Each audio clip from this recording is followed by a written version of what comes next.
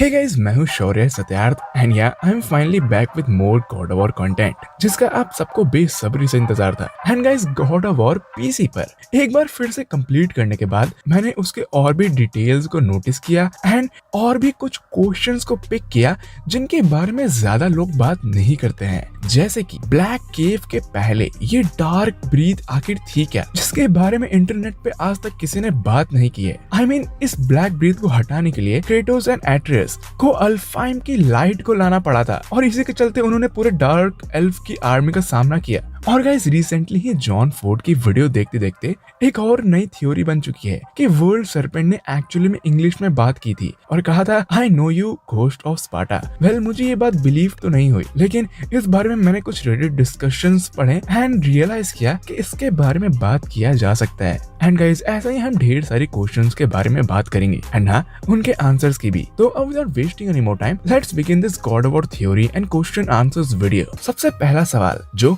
मेरे हर God of war के video के कमेंट सेक्शन में काफी सारे लोग पूछते ही रहते हैं और कई टाइम से पूछ रहे हैं कि who is that bird in हेलहाइम।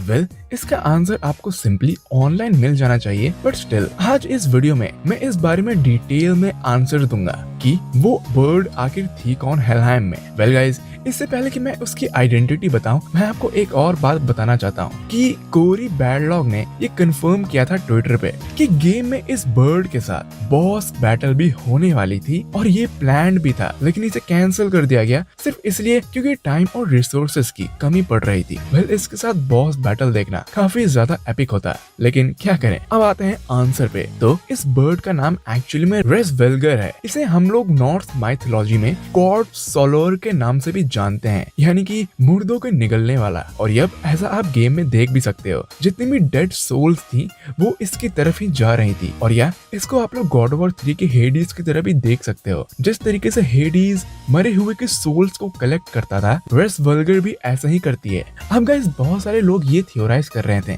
कि ये एक्चुअली में रेसवेल्गर नहीं बल्कि हेल है और हेल एक्चुअली में एट्रियस की डॉटर है, लेकिन वो थ्योरी काफी पहले रॉन्ग प्रूव कर दी गई है। सो या ये थी इसकी identity. Next question, do Odin know about Kratos? Well, इसके बारे में मैंने अपनी एक वीडियो में बात की थी, लेकिन इस बारे में मुझे और भी कुछ बातें करनी थी, तो इसलिए मैं इस क्वेश्चन को दोबारा लाया हूँ। तो इसका आंसर सीधा सीधा है yes, Odin know about Kratos. और वो सिर्फ क्रेटोस को जानता नहीं है, वो उसकी पूरी जन्म कुंडली जानता है। आई मीन, वो उसका पूरा पास्ट जानता है और क्रेटोस ने इस गेम में क्या क्या किया है वो हर चीज ओडिन देख रहा था, एक एक चीज।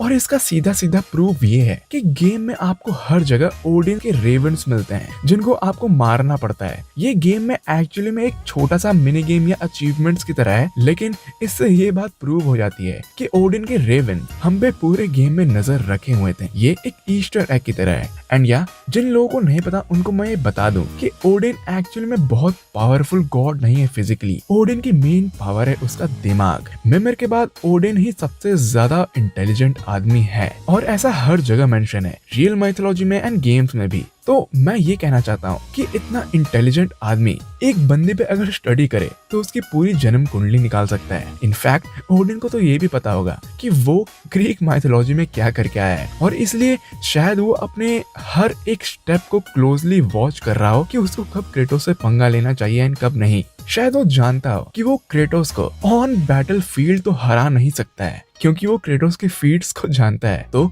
शायद ओडिन कोई और टैक्टिक को अपनाए, जैसे कि एट्रियस को अपने साथ करना, एक्सेट्रा एक्सेट्रा। वेल, इस बारे में तो हमें बाद में ही पता चलेगा। Next question, what is dark breath? अब गाइस, डार्क केव के अंदर जाने से पहले हम लोग को डार्क ब्रीथ का सामना करना पड़ता है, जिसका सामना करते ही पहले तो हमने अपना पूरा का पूरा रास्ता ही चेंज करने का प्लान कर लिया था, लेकिन फ्रिया ने ये बताया कि डार्क ब्रीथ एक्चुअली में मैजिकल पावर का करप्शन है और इसको कोई नहीं हटा सकता। इनफैक्ट फ्रेया भी डार्क ब्रीथ को सिर्फ एक ही चीज प्यूरिफाई या फिर कहें हटा सकती है, वो है एल्फाइम की प्योर लाइट। और इसी लाइट को लेने के लिए क्रेटोस एंड एट्रियस एल्फाइम गए थे। अब गाइस, ये चीज तो फ्रेया ने भी एक्सप्लेन कर दी थी, इसमें नई बात क्या थी? तो डार्क ब्रीथ एक्चुअली में क्या है, इसका रियल मिथ्स में तो आंसर नहीं दिया गया है, तो हमें बस थ्योरीज ही बनानी पड़ेगी। जैसे कि हो सकता है कि ब्लैक केव में जितने भी जायंट्स मरे होंगे एंड बैंडेड स्लॉटर किए गए होंगे, डार्क ब्रीथ उन्हीं के मैजिकल पावर का नेगेटिव इफेक्ट है जो कि ब्लैक माउंटेन के केव से वेंटिलेट हो रहा है। और ऐसा सिर्फ यही नहीं बल्कि ऐसा उस हर जगह पे होगा जहाँ पे बहुत ज्यादा बैटल की जा चुकी हो। वेल, आपका इस बारे में क्या कहना है नीचे कमेंट सेक्शन में डिस्कस करते हैं। What magic drops use. अब गाइस, जब क्रेटोस अपनी जर्नी में आगे बढ़ता गया तो वो ये चीज हमेशा नोटिस करता था कि ड्रॉप्स यानी कि ब्रॉक एंड सिंड्री हमेशा उससे एक कदम आगे ही रहते थे और उस जगह पे पहले ही पहुंच जाया करते थे। क्रेटोस एंड एट्रेस ने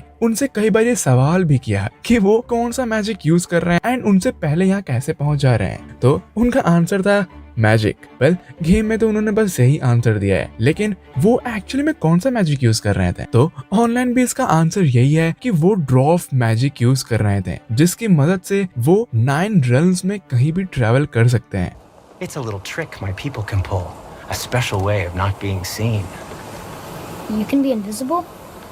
More like I can step into the realm between realms, and your mind doesn't understand what it's seeing, so it sees nothing at all. अब गाइज, ये कुछ वैसा ही होगा जैसा ब्रॉक ने क्रेटोस को ट्रैवल करने के लिए एक चार्म दिया था, जिससे वो कभी भी ब्रॉक के स्टोर में आ सकता था, लेकिन वो चीज काफी लिमिटेड थी। अब हो सकता है कि इसी पावर का यूज कर कोई भी ड्रॉप्स पूरे 9 realms में कहीं भी ट्रेवल कर सकते हो बहुत ही इजीली, और उन्होंने ये गेट्स अपने हर शॉप्स में बना रखा होगा और वो टाइम टू टाइम उन डोर्स से ट्रेवल करते रहते होंगे, जिन डोर्स को गेम में हमें नहीं दिखाया गया है, और या इनसे वो हर realm में ट्रेवल कर सकते हैं, जैसे कि मिडगार्ड, एल्फहाइम, योतनहाइम, इनफैक्ट हेलहाइम भी। एंड फाइनली गाइस, हम उस थ्योरी के बारे में बात करेंगे जो हमने इस वीडियो के स्टार्टिंग में डिस्कस किया था कि क्या सही में वर्ल्ड सरपेंट ने इंग्लिश में बात की थी। अब गाइस, जिन लोगों को नहीं पता कि मैं क्या कह रहा हूँ, तो पहले ये सुनिए।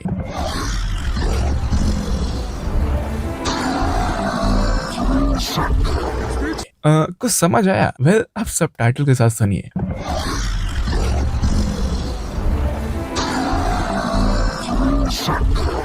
वेल, ये सबटाइटल एक्चुअली में इसका नहीं है, बट बहुत से लोग कह रहे हैं कि वर्ल्ड सरपेंट ने यही चीज कही है कि I know you ghost of Sparta, जो कि शायद क्रेटोस एंड एट्रेस समझ नहीं पाए होंगे। अब गाइस, इस क्लिप को जितनी बार सुनो, ये चीज उतनी ज्यादा सही लगती है कि हाँ, वर्ल्ड सरपेंट ने लिटरली में यही चीज कही है। लेकिन एट्रेस एंड मिमर ने तो ये बात कंफर्म की थी कि वर्ल्ड सरपेंट इंग्लिश जानता ही नहीं है, और वो एक बहुत ही ओल्ड नॉर्स लैंग्वेज को बोल रहा है जो कि बहुत ही कम लोग जानते हैं, और पूरे गेम में सिर्फ मेमोरी था जो वर्ल्ड सरपेंट से बात कर सकता था, और वो भी बहुत मुश्किल से। तो अगर वर्ल्ड सरपेंट इंग्लिश में बोल ही रहा था तो क्रेटोस समझ क्यों नहीं पाया? लेकिन ऐसा हो सकता है कि जब वर्ल्ड सरपेंट ने कहा था कि I know you ghost of Sparta, तब क्रेटोस समझ गया हो कि यप, वर्ल्ड सरपेंट यही कह रहा है, लेकिन एट्रेस ये बात नहीं समझ पाया। एंड यप, उस वक्त घोस्ट ऑफ स्पार्टा की आइडेंटिटी एट्रेस से अनजान थी, यानी कि क्रेटोस ने एट्रेस से कुछ नहीं बताया था अपने पास्ट लाइफ के बारे में। तो हो सकता है कि एट्रेस के सवालों से बचने के लिए क्रेटोस ने भी अनजान बनने का नाटक किया हो,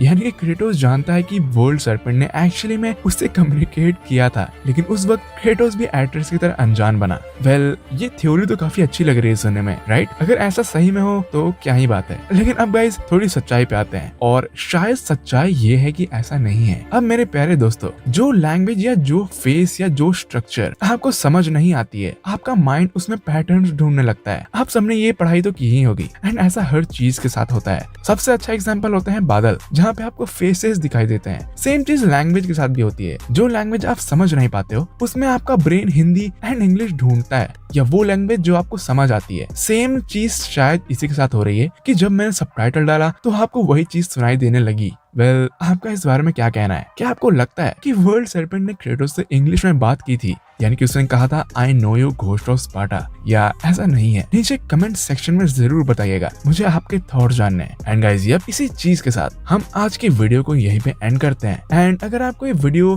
थ्योरीज एंड क्वेश्चन आंसर्स पसंद आया हो तो इस वीडियो को लाइक एंड सब्सक्राइब जरूर कीजिएगा, और इस वीडियो से जाने से पहले नीचे कमेंट सेक्शन में आप अपने गॉड ऑफ वॉर के क्वेश्चंस पूछें, जो आपके डाउट्स हो या जो चीज आपको गेम में समझ ना आई हो। मैं उन क्वेश्चंस के आंसर सॉल्व करने की कोशिश करूंगा, थ्योरीज के थ्रू या रिसर्च के थ्रू। ओके, तो अब finally thanks for watching this video.